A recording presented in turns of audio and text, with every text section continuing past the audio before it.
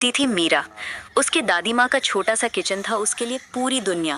दीवारों पर लटके हुए पुराने बर्तन, मसालों के डिब्बे और उस छोटी सी खिड़की से आती हुई सुबह की रोशनी, ये सब मिलकर एक जादुई माहौल बनाते थे। वो अक्सर सोचती थी कि खाना बनाना सिर्फ भूख मिटाने का जरिया नहीं है, बल्कि ये तो एक जादू है जो लोगों के दिलों को जोड़ता है। मीरा को याद है वो दिन जब वो सिर्फ 8 साल की थी। दादी माँ उसे रसोई में बिठाकर कहती थी, बेटा, खाना बनाना एक कला है। हर मसाला, हर सब्जी की अपनी एक कहानी होती है। वो छोटे हाथों से प्याज छीलती और आंखों में आंसू आ जाते। दादी माँ हंसकर कहती, अरे प्याज भी रो रहा है तेरे साथ। उन दिनों दादी माँ उसे बताती थी कि कैसे हल्दी सिर्फ रंग नहीं देती बल्कि घाव भी भरती है, कैसे अदरक सिर्फ स्वाद नहीं बढ़ाती बल्कि सर्दी खांसी से भी बचाती है। हर मसाले का अपना व्यक्तित्व था, अपना किरदार था। समय के साथ मीरा ने सीखा कि कुकिंग सिर्फ रेसिपी फॉलो करना नहीं है, ये तो इमोशंस का खेल है। जब वो अपसेट होती थी तो उसके हाथ का खाना थोड़ा नमकीन हो जाता था। जब खुश होती थी तो सब्जी में एक्स्ट्रा स्वीटनेस आ जाती थी। ये कैसे होता था वो नहीं जानती थी, लेकिन ये होता ज़रूर था। दादी माँ कहती थी, बेटा, हाथों में जो भाव होते हैं वो खाने में चले जाते हैं। इसीलिए तो कहते हैं कि माँ के हाथ का खाना सबसे अच्छा लगता है। एक दिन उसकी बेस्ट फ्रेंड प्रिया का ब्रेकअप हो गया। वो रोते रोते मीरा के घर आई। मीरा ने कुछ नहीं कहा, बस रसोई में जाकर प्रिया की फेवरेट मैगी बनाई, लेकिन उसमें कुछ एक्स्ट्रा इंग्रेडिएंट्स ऐड किए।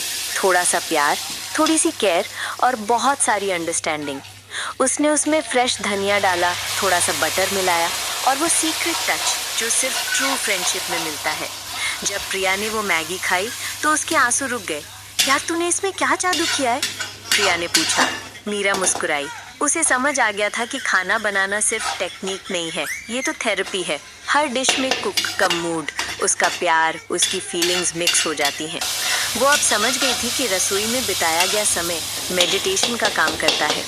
चाकू की आवाज़, तेल में तड़कने वाले जीरे की खुशबू और धीमी आंच पर पकते हुए खाने का इंतज़ार, ये सब माइंड को शांत करता है। कॉलेज के दिनों में जब वो हॉस्टल में रहती थी तो वीकेंड पर घर आकर माँ के साथ खाना बनाती थी। माँ उसे नई नई रेसिपी सिखाती थी। देख मीरा, माँ कहती थी कि हर फैमिली की अपनी सिग्नेचर डिश होती है। हमारे घर में दाल का तड़का फेमस है। इसका सीक्रेट है टाइमिंग और पेशेंस। माँ बताती थी कि कैसे तड़का लगाते समय तेल का टेम्परेचर परफेक्ट होना चाहिए, कैसे ज़ीरा गोल्डन ब्राउन होने पर ही हींग डालनी चाहिए। ये सब छोटी छोटी बातें थी, लेकिन इन्हीं से बनता था परफेक्ट टेस्ट। मीरा ने नोटिस किया कि हर रीजन का खाना अलग होता है। नॉर्थ इंडिया में बटर और क्रीम का ज़्यादा यूज़ होता है, साउथ इंडिया में कोकोनट और करी लीव्स का, वेस्ट में स्वीट और स्पाइसी का परफेक्ट बैलेंस होता है और ईस्ट में फिश और राइस का कॉम्बिनेशन अमेजिंग होता है। यही डाइवर्सिटी ही तो इंडिया की ब्यूटी है। हर स्टेट की अपनी क्यूलिनरी आइडेंटिटी है, अपनी ट्रेडिशनल रेसिपीज़ हैं जो जनरेशन से पास डाउन होती आ रही हैं। जब वो जॉब करने लगी तो ऑफिस के कॉलीग्स के साथ पॉटलक पार्टीज ऑर्गेनाइज करती थी। हर कोई अपने घर का स्पेशल डिश लाता था। Italian pasta, Chinese noodles, Mexican tacos और इंडियन करी, सब एक साथ। वो देखती थी कि कैसे फूड बाउंड्रीज को क्रॉस करता है और लोगों को एक साथ लाता है। उन पार्टीज में सिर्फ खाना नहीं बांटा जाता था, बल्कि कल्चर्स भी शेयर होती थी, स्टोरीज भी सुनाई जाती थी। एक दिन उसने डिसाइड किया कि वो कुकिंग क्लासेस स्टार्ट करेगी। उसका पहला स्टूडेंट था उसका नेबर अंकल, जिनकी वाइफ हॉस्पिटल में एडमिट थी। अंकल को कुछ भी बनाना नहीं आता था। मीरा ने उन्हें बेसिक कुकिंग सिखाई, चाय कैसे बनाते हैं, सिंपल दाल कैसे बनाते हैं।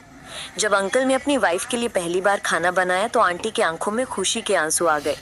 उस दिन मीरा को पता चला कि कुकिंग सिखाना भी उतना ही सैटिस्फाइंग है जितना खुद बनाना।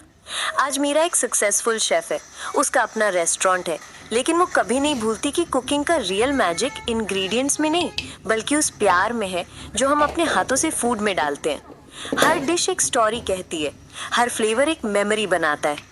उसके रेस्टोरेंट में आने वाले कस्टमर सिर्फ खाना नहीं खाते, बल्कि इमोशंस भी फील करते हैं। जब भी कोई उससे पूछता है कि गुड कुक कैसे बने, तो वो हमेशा यही कहती है, सिर्फ रेसिपी फॉलो मत करो, अपना दिल भी ऐड करो। खाना बनाते समय उस पर्सन के बारे में सोचो जो इसे खाने वाला है। यही है कुकिंग का असली जादू। वो अभी अपनी दादी माँ की वो बात याद करती है, बेटा, खाना पेट भरने के लिए नहीं, दिल भरने के लिए बनाते हैं। एक छोटे से कारखाने में जहां मशीनों की आवाजें दिन रात गूंजती थी हैं, ये है राजू की कहानी, एक ऐसे कार्डबोर्ड की जो अपनी जिंदगी में कुछ खास करना चाहता था। राजू का जन्म तब हुआ जब पुराने अखबारों और रद्दी कागजों को पिघलाकर दबाकर एक नया रूप दिया गया। शुरुआत में वो सिर्फ एक भूरे रंग की चादर था, बिल्कुल सपाट और बेजान। लेकिन राजू के अंदर कुछ अलग था, एक सपना, एक उम्मीद कि वो कुछ बनेगा, कुछ काम आएगा। कारखाने से निकलकर राजू पहुंचा एक पैकेजिंग कंपनी में। यहाँ उसे काटा गया, मोड़ा गया और बनाया गया एक सुंदर सा डिब्बा। राजू खुश था, आखिरकार उसका एक मकसद था। वो बना था एक खिलौने का डिब्बा जिसमें एक छोटी सी गुड़िया रखी जानी थी। जब राजू को दुकान में रखा गया तो वो देखता रहा कि कैसे लोग आते जाते रहते हैं। कुछ दिन बाद एक छोटी लड़की अपनी माँ के साथ आई। उसकी आंखें चमक उठी जब उसने राजू के अंदर की गुड़िया देखी।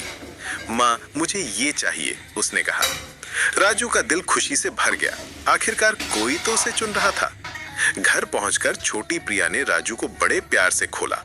गुड़िया निकालने के बाद राजू सोच रहा था कि अब शायद उसे फेंक दिया जाएगा, लेकिन प्रिया ने कुछ और ही सोचा है। उसने राजू को अपने खिलौनों का घर बनाया, रंग बिरंगे कागजों से उसे सजाया, छोटी खिड़कियां काटी और दरवाजा बनाया। राजू अब सिर्फ एक डिब्बा नहीं था, वो एक घर था, एक महल था। प्रिया रोज उसके साथ खेलती, अपनी गुड़ियों को उसमें बिठाती और कहानियां बनाती। राजू को लगता था जैसे वो सबसे खुशकिस्मत कार्डबोर्ड है दुनिया में। महीनों बीत गए, प्रिया बड़ी होती गई और धीरे धीरे खिलौनों से उसका मन हटने लगा। राजू अब अकेला पड़ा रहता था, कभी कभार ही प्रिया उसे देखती थी। एक दिन प्रिया की माँ ने सफाई करते समय राजू को उठाया और कहा, ये पुराना हो गया है, इसे फेंक देते हैं। राजू का दिल टूट गया। क्या यही था उसका अंत? लेकिन तभी प्रिया आई और बोली, माँ रुको, इसे फेंकने से पहले मैं इसे रिसाइकिल बिन में डालूंगी, कम से कम ये फिर से कुछ बन सकेगा। रिसाइकिल बिन में पहुंचकर राजू ने देखा कि वहां उसके जैसे और भी कई कार्डबोर्ड थे। सभी के अपने अपने किस्से थे। कोई किताबों का डिब्बा था, कोई जूतों का, कोई इलेक्ट्रॉनिक सामान का। सभी ने अपनी जिंदगी में किसी न किसी के काम आया था। कुछ दिन बाद राजू और उसके साथी फिर से कारखाने पहुंचे। यहाँ उन्हें फिर से पिघलाया गया, साफ किया गया और नया रूप दिया गया। राजू अब एक नई शुरुआत के लिए तैयार था। इस बार राजू बना एक किताब का कवर, एक छोटे बच्चे की पहली कहानी की किताब का। जब वो बच्चा पहली बार अपनी किताब पढ़ता था तो राजू को लगता था जैसे वो उस बच्चे के सपनों का हिस्सा बन गया है। हर पन्ना पलटने पर, हर कहानी सुनाने पर राजू खुद को गर्वित महसूस करता था। साल बीतते गए, राजू कई रूप लेता रहा। कभी पिज्जा का डिब्बा बनकर किसी के जन्मदिन की खुशी का हिस्सा बना, कभी शिपिंग बॉक्स बनकर किसी के प्यार भरे तोहफे को सुरक्षित पहुंचाया, कभी स्कूल प्रोजेक्ट बनकर किसी बच्चे की सफलता में योगदान दिया। हर बार जब राजू को लगता था कि उसकी कहानी खत्म हो गई है तो रिसाइकलिंग उसे एक नया मौका देती थी। वो समझ गया था कि जिंदगी में अंत जैसी कोई चीज नहीं होती, सिर्फ नई शुरुआतें होती हैं। आज राजू एक आर्ट स्टूडियो में है, एक कलाकार के हाथों में। वो उसे काट रहा है, मोड़ रहा